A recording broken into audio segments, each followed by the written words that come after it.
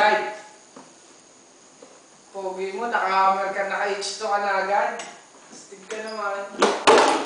Yan. Naka-H2 na agad. Natanggal DC yung isang side mirror. Nakahalubog lang naman yan.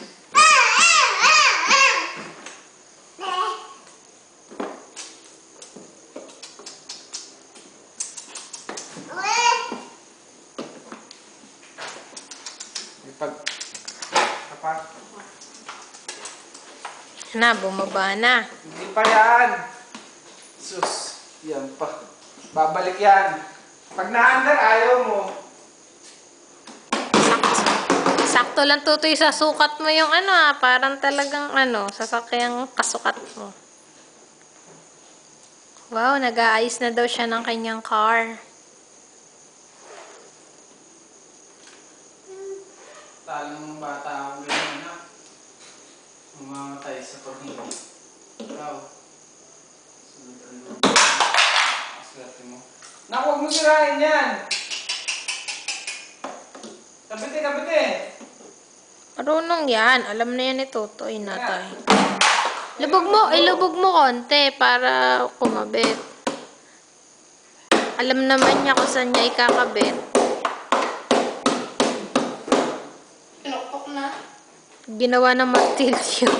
Diba gusto niya gawin nila na kaya niya sasakyan? Kanina, nakasakay siya. Oh, baka sira na. Ang dilim. Ba't paano nga ng ilaw din sa isang gilid? Parang ang dilim eh. Yan na lang tatlo.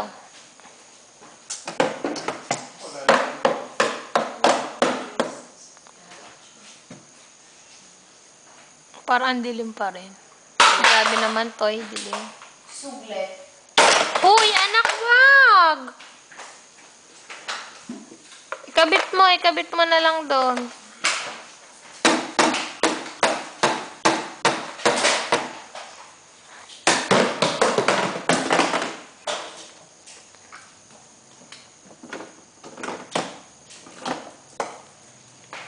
Yan. Oo! Dapat tunay na salamin. Diyos ko po, di basag ng basag. Hindi basag na. Oo nga. Tara na, magaling na tayo, kumain na. Oops! Tutumbahin pa ni Patricia. Ako? Oo, nadali mo. Oh, kiss na naman. Kahit na. So many pretty faces to add you. Ba't kaya ang bagal nito, alam? Malaman na. Siguro pag tuloy naman ka na mabilis na. Hindi, baka lobras lang nga siya. Pero yun lang naman mabilis. Oo nga, baka nalob.